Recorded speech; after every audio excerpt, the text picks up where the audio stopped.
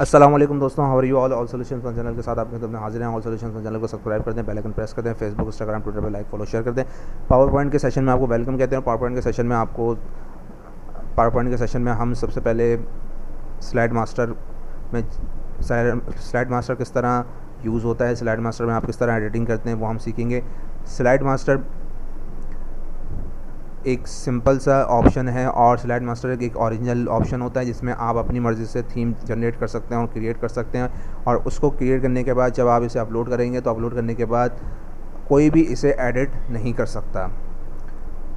सबसे पहले Microsoft office 2016 पे हम चेक करते हैं कि स्लाइड मास्टर किस तरह यूज़ होता है।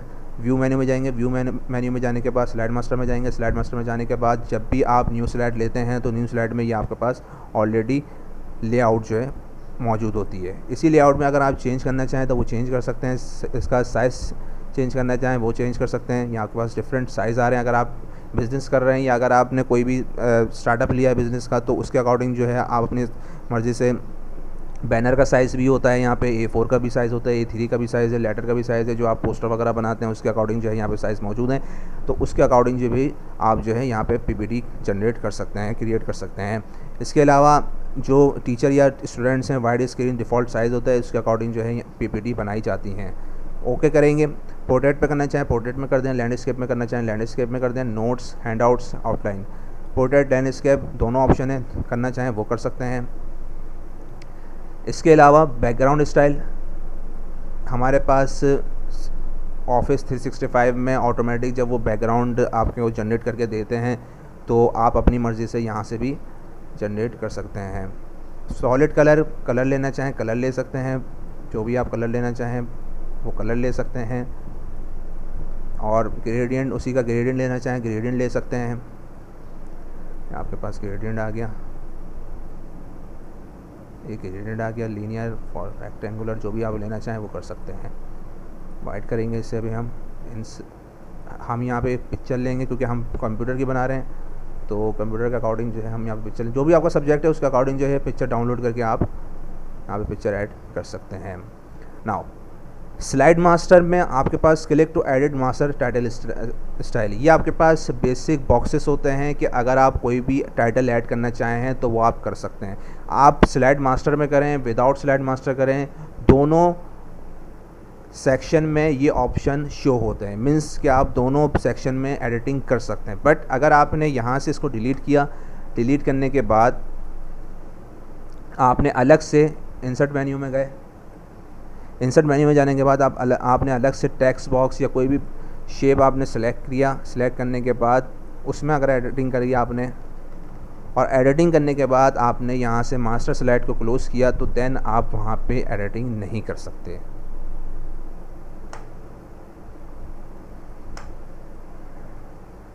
न्यू स्लाइड लेंगे, न्यू स्लाइड में जाने के बाद जैसे ही आपने मास्टर स्लाइड में टाइटल स्लाइड में एडिटिंग करी, थीम उसकी चेंज की, तो यहाँ पे आपके पास ऑटोमेटिक टाइटल स्लाइड में थीम उसकी चेंज हो जाएगी।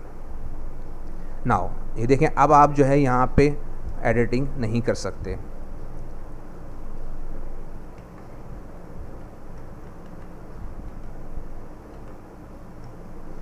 ये आपके हम आ गए यहाँ पर और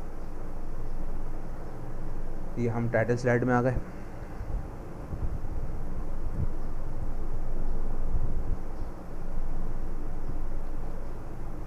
ये हम टाइटल स्लाइड में आ गए और इसी में आप जो है अगर एडिटिंग करना चाहें कि आप अलग से टेक्स्ट बॉक्स, कोई भी बॉक्स शेप अलग से ऐड करना चाहें इसमें, और इसके अलावा उसका फॉर्मेट चेंज करना चाहें तो वो आप कर सकते हैं। बट अगर आपने यहाँ पे कोई भी टेक्स्ट जो इसकी बेसिक स्लाइड्स हैं, ये आपके पास जो बेसिक टाइटल बॉक्स हैं, अगर आपने उनको डिलीट कर दिया, डिलीट करने के बाद अगर आप चाह रहे हैं कि मेरे पास ऑटोमेटिक एक स्लाइड जनरेट हो और वो स्लाइड, उस स्लाइड में जो है मुझे कुछ ना करना पड़े, जस्ट मुझे जो है एडिट करना पड़े, तो आप यहाँ से click to edit master title style या आप डिलीट नहीं करेंगे। इसे आप एडिटिंग कर सकते हैं, इसे आप जो है चेंज कर सकते हैं, इसकी जगह चेंज कर सकते हैं, इसका फ़ॉन्ट चेंज कर सकते हैं। दैन उसके बाद जब आप इसको क्लोज़ करेंगे, क्लोज़ करने के बाद फिर आफ्टर आप जो है इसमें और एडिटिंग कर सकते हैं।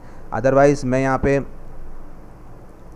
शेप सेलेक्ट करूँगा शेप इसकी मैं यहाँ पे डिफरेंट जो है शेप ऐड करूँगा।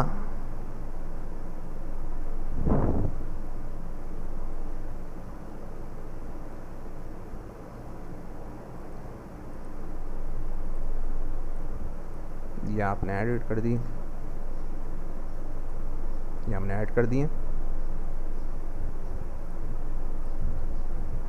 और इसमें हम कोई और कलर सेलेक्ट कर लेते हैं।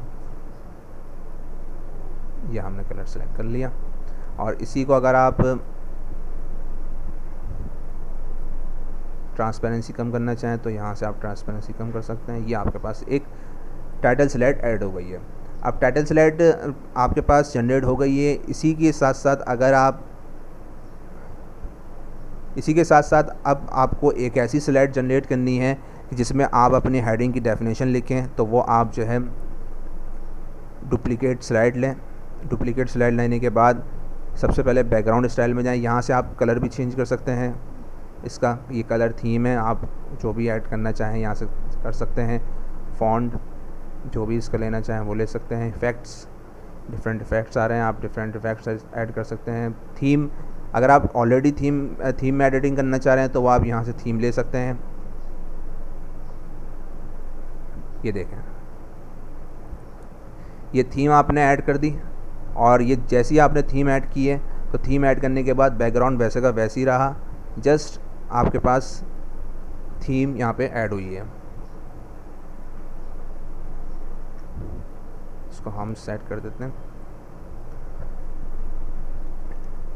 अदरवाइज़ यहाँ पे आप डिफरेंट पिक्चर, चार्ट, टेबल वगैरह ऐड कर सकते हैं। बट इसमें प्रॉब्लम यह है कि जैसे आप यहाँ पे जैसे अगर टेक्स्ट बॉक्स अगर आपने ऐड कर दिया है तो टेक्स्ट बॉक्स जो इसका स्लाइड टेक्स्ट बॉक्स है वो मास्टर स्लाइड टेक्स्ट बॉक्स में यह है कि इसमें आप एडिटिंग कर सकते हैं। मतलब यहाँ से अगर आपने मास्टर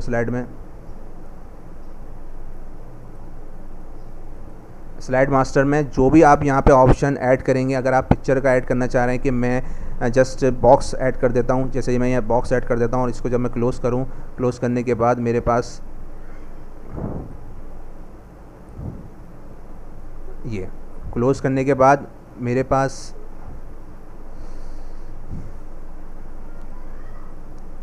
मैं इसे डुप्लीकेट ले लेता हूँ और इसका लेआउट चेंज करता हूँ। ये देखें, मैंने ये पिक्चर का बॉक्स ऐड किया था। पिक्चर का बॉक्स ऐड करने के बाद मेरे पास ये बॉक्स शो हो रहा है। तो ये स्लाइड मास्टर के बॉक्सेस हैं। अगर मैं पिक्चर ऐड करना चाहूँ पिक्चर ऐड कर सकता हूँ, यहाँ पे टेक्स्ट ऐड करना चाहूँ तो वो भी टेक्स्ट ऐड कर सकता हूँ।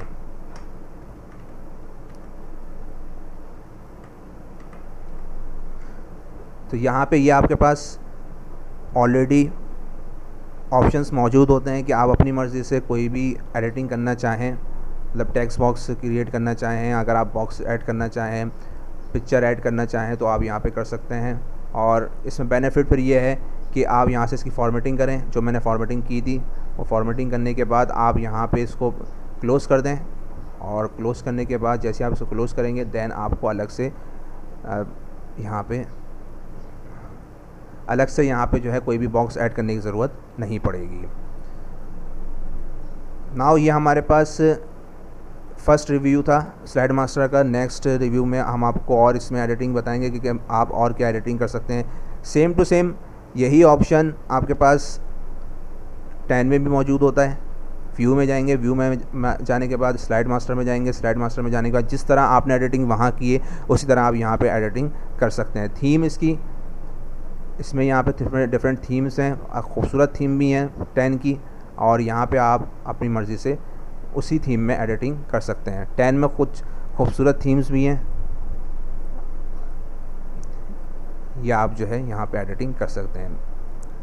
अदरवाइज़ 7 में भी यही ऑप्शन है। व्यू में जाएंगे, व्यू में जाने के बाद स्लाइड मास्टर में जाएंगे, स्लाइड मास्टर में जाने के बाद यहाँ आप अपनी मर्ज़ी से थीम ऐड करना चाहें थीम ऐड कर लें, और उसी में अगर आप एडिटिंग करना चाहें वो आप उसमें एडिटिंग थीम की कर सकते हैं। ये देखें, ये आप ऐड करना चाहें ये आप इसी थीम की जो है एडिटिंग कर सकते हैं। ये देखें, ये थीम आप ऐड कर,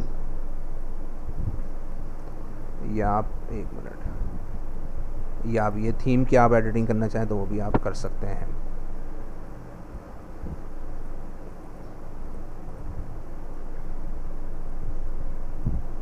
ये आप कर सकते हैं। जो ऑप्शन आपके पास हिडन हो वो आप यहाँ पे कर सकते हैं। पेज सेटअप, वहाँ पे आपके पास स्लाइड मास्टर ऑप्शन था, ये हम 16 पे जाएंगे और 16 में जाने के बाद व्यू में जाएंगे, slide master, slide size, slider size का ऑप्शन था, यहाँ पे आपके पास आता है पेज सेटअप का, और 7 में भी आपके पास पेज सेटअप का ऑप्शन आता है। अदरवाइज़ ये आपके पास 13 है। और व्यू में जाने के बाद वही है सिंपल, स्लाइड मास्टर में जाएंगे। स्लाइड मास्टर में जाने के बाद अगर आप अलग से थीम, जो इसकी ऑलरेडी थीम है उसमें एडिटिंग करना चाहें तो वो भी आप ऐड कर सकते हैं। ये देखें, इसी थीम में आप एडिटिंग करना चाहें उस थीम में आप एडिटिंग कर सकते हैं। ये इसमें पिक्चर ऐड करके देख लेते हैं। आप फॉर्मेट पिक्चर में जाएंगे, सॉरी इस पर क्लिक करेंगे, फॉर्मेट, ड्राइंग बॉक्स, पिक्चर,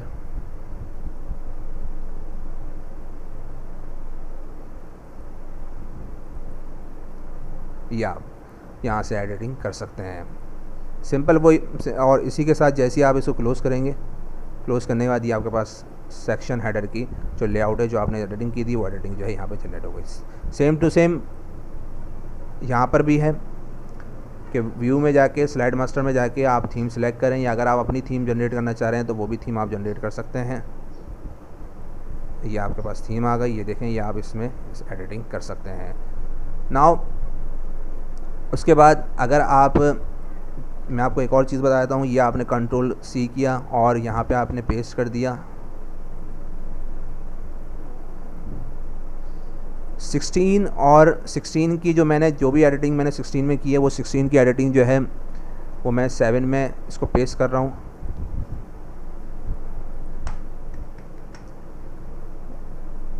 अच्छा, 16 की जो भी एडिटिंग है वो 7 में आप कर सकते हैं। 10 में करना चाहें इसको क्लोज़ कर देते हैं, और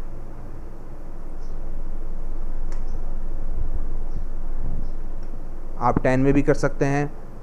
अदरवाइज़ 13 में करना चाहें, 13 में तो बिल्कुल कर सकते हैं।